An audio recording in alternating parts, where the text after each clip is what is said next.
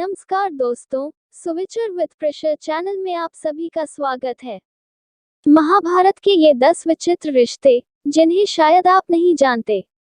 आज कोई नहीं कर सकता ऐसा दुस्साहस। रामायण और महाभारत में भारत का प्राचीन इतिहास दर्ज है। महाभारत में रिश्ते और उनके द्वंद्व, जिसमें छल, ईर्ष्या, विश्वासघात और बदले की भावना का बाहुल्य है, लेकिन इसी में प्रेम, प्यार, अकेलापन और बलिदान भी है। आओ जानते हैं महाभारत के ये 10 विचित्र रिश्ते। धृतराष्ट्र, पांडु और विदुर। गंगापुत्र भीष्म की प्रतिज्ञा के बाद शांतनु से सत्यवती को 2 पुत्र मिले। पहला पुत्र चित्रांगद रोगवश मारा गया और दूसरे पुत्र विचित्रवीर्य को जब कोई संतान नहीं हुई तो सत्यवती की पराशर से उत्पन्न पुत्र वेदव्यास के कारण विचित्रवीर्य की पत्नी अंबिका के गर्भ से धृतराष्ट्र का जन्म हुआ और अंबालिका के गर्भ से पांडु का जन्म हुआ। इस बीच एक दासी से वेदव्यास के पुत्र विदुर का जन्म हुआ। इस प्रकार धृतराष्ट्र, पांडु और विदुर का पिता कौन था?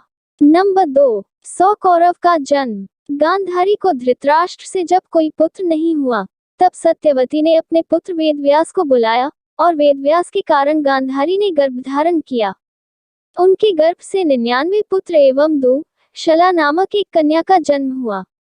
अर्थात गांधारी के 100 संतानों का पिता कौन था? उत्तर है वेदव्यास।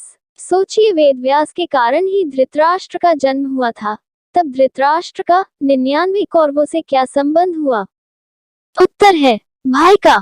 नंबर 3, कृष्ण की बुआ कुंती। महाराजा पांडु की पत्नी और 3 पांडवों की मां कुंती भगवान श्री कृष्ण की बुआ अर्थात वसुदेव जी की बहन थी। कुंती को कुंवारेपन में महर्षि दुर्वासा ने वरदान दिया था, जिसके चलते वह किसी भी देवता का आह्वान करके उनसे संतान प्राप्त कर सकती थी। आजमाने हेतु उन्होंने सूर्य का आह्वान किया और कर्ण को जन्म दिया। कर्ण को उन्होंने नदी में बहा दिया था। कर्ण को फिर एक अधिरथी और राधा ने पाला था।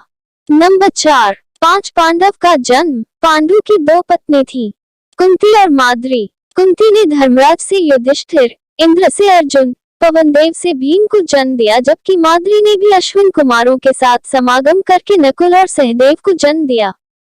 नंबर 5, द्रौपदी के 5 पति। द्रौपदी का अपने पतियों से रिश्ता भी अजीब था। महाभारत में द्रौपदी ही एकमात्र ऐसी स्त्री थी जिसने 5 पुरुषों को अपना पति बनाया और सभी से उनको एक पुत्र उत्पन्न हुआ। नंबर 6, श्री कृष्ण के जीजाजी अर्जुन। महाभारत में भगवान श्री कृष्ण के सखा थे अर्जुन, लेकिन अर्जुन ने जब श्री कृष्ण की बहन सुभद्रा से विवाह किया तो वे उनके जीजा भी बन गए थे। बलराम सुभद्रा का विवाह दुर्योधन से करना चाहते थे, तब श्री कृष्ण ने अर्जुन को सुभद्रा हरण की सलाह दी। नंबर 7 में रिश्ता आता है। श्री कृष्ण और दुर्योधन का संधि के रूप में श्री कृष्ण की 8 पत्नियां थी, जिसमें से एक का नाम जामवंती था। श्री कृष्ण और जामवंती के पुत्र का नाम साम्ब था। इस साम्ब ने दुर्योधन की पुत्री लक्ष्मणा से विवाह किया था। इस तरह दुर्योधन और श्री कृष्ण दोनों एक दूसरे के संधि हुए। नंबर 8, बलराम की बेटी वत्सला का संबंध। अर्जुन पुत्र अभिमन्यु की पत्नी वत्सला बलराम की बेटी थी। बलराम की बहन सुभद्रा अर्जुन की पत्नी थी। सुभद्रा के पुत्र अभिमन्यु ने बलराम की बेटी वत्सला से विवाह किया था। अभिमन्यु का एक विवाह महाराज विराट की पुत्री उत्तरा से भी हुआ था। अब सोचिए, एक तरफ तो सुभद्रा और बलराम दोनों का बहन भाई का रिश्ता है, दूसरा रिश्ता क्या हो गया? नंबर 9, युयुत्सु। धृतराष्ट्र का एक बेटा युयुत्सु भी था। युयुत्सु एक वैश्य महिला का बेटा था। दरअसल धृतराष्ट्र के संबंध एक दासी के साथ थे, जिससे युयुत्सु पैदा हुआ था। युयुत्सु ने अंतिम समय पर पाला बदलकर पांडवों का साथ दिया था।